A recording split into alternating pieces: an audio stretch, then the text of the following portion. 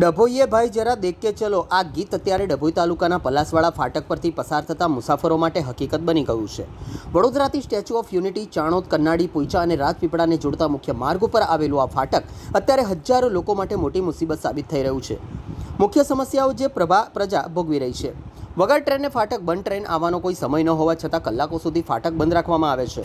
3 kilometre સુધીની લાંબી લાઈનો, ફાટક બંધ થવાને કારણે રસ્તાની બંને બાજુ 3 કિલોમીટર જેટલી વાહનોની લાંબી કતારો જોવા મળી હતી. જોખમી અવરજવર કંટાળેલા બાઇક ચાલકો બંધ ફાટક નીચેથી જોખમી રીતે પોતાના વાહનો નીકાળી રહ્યા છે, જે ગંભીર અકસ્માતને આમંત્રણ આપી શકે. તંત્રનો લૂલો બચાવ જોવા મળ્યો છે.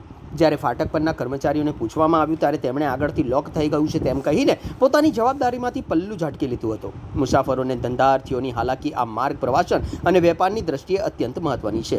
નોકરી ધંધા પર જતા સ્થાનિક, સ્ટેચ્યુ ઓફ યુનિટી જતા પ્રવાસીઓ અને ઇમરજન્સી સેવાઓ ટ્રાફિક જામમાં ફસાઈ રહી છે. એક તરફ સરકાર સારા રસ્તાઓ બનાવીને રાહત આપે છે, તો બીજી તરફ રેલવે તંત્રના મનસ્વી આયોજનને કારણે લોકોના કલાકો બગડી રહ્યા છે.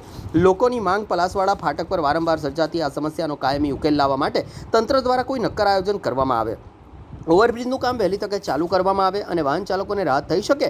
રોડ ડબલ કરી દીધો છે, પણ છતાં પણ કોઈ સમસ્યાનો નિકાલ નહીં થતા પ્રજાજનો હાલાકી ભોગવી રહ્યા છે.